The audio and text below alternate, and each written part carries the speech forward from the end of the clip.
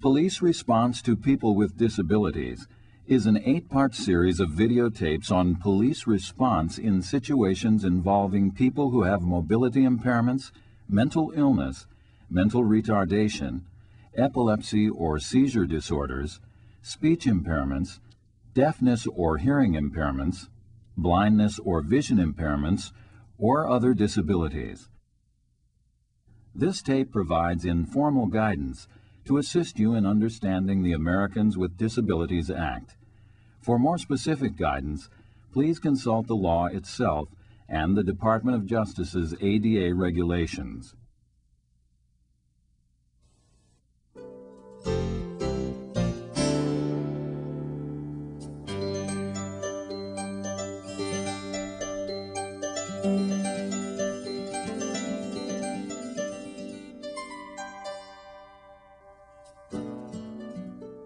I took the opportunity when I was manic to tear apart my mom and dad's house because I was angry at my dad.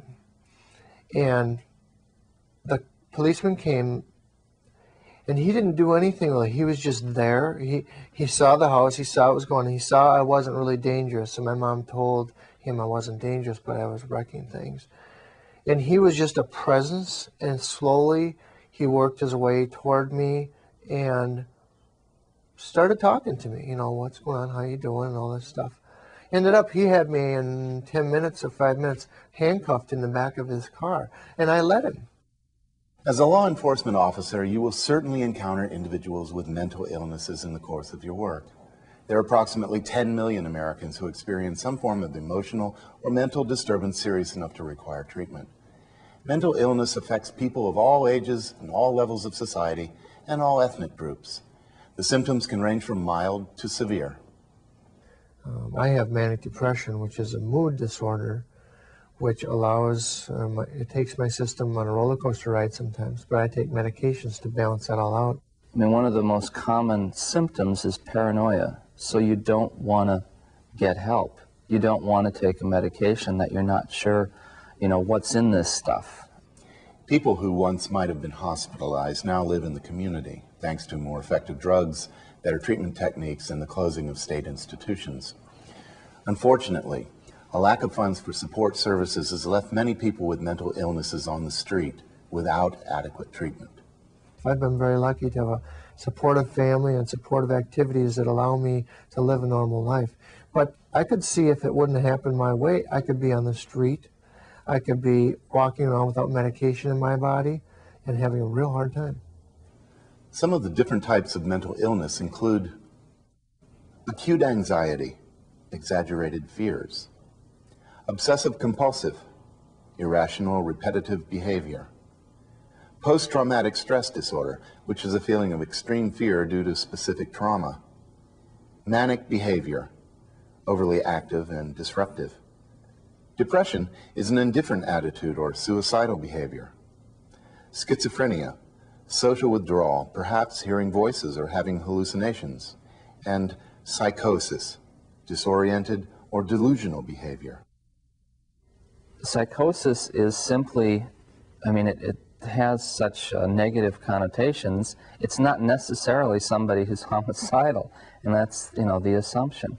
I am really looking forward to the day where, rather than you have former mental patient, you know, shoots holes in airport ceiling, you have former mental patient, you know, president of city council, or, you know, the other things that people do. So I think there's a vast group of people out there who have been through the system, who have been hospitalized, who have recovered, but are not going to say a thing about it because of the stigma. So then what you're left with is the people who are really struggling with the disease, and that's what society sees as mental illness. While most people with mental illnesses are not in crisis, here are some guidelines for interacting with someone who is. Be calm and non-threatening. They may be extremely sensitive to your attitude. Be honest but tactful. If you lose their trust, you may not be able to regain it. Ask about medication. Information about what medication they're taking and when they last took it will help you assess the situation.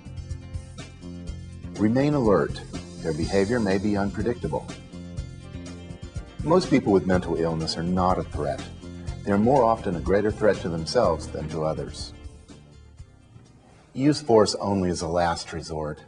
While it is important to maintain the safety of officers and others, these situations rarely escalate into a physical confrontation.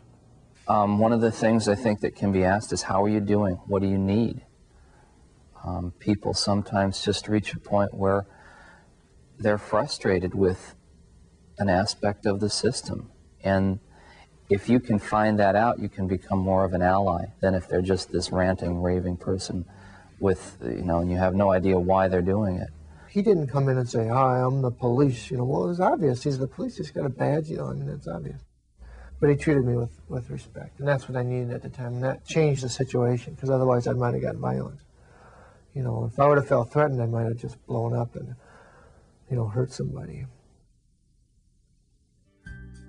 For further information about the Americans with Disabilities Act, call the ADA Information Line at 800-514-0301 VOICE or 800-514-0383 TTY, or visit the ADA homepage at www.usdoj.gov/CRT/ADA-ADAHOM1.htm.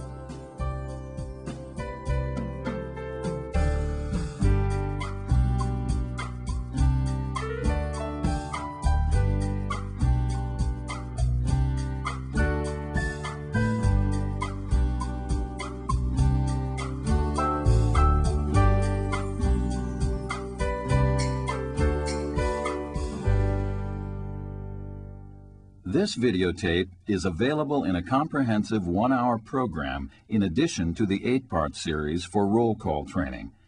To order these materials, contact Law Enforcement Resource Center at 1-800-279-8284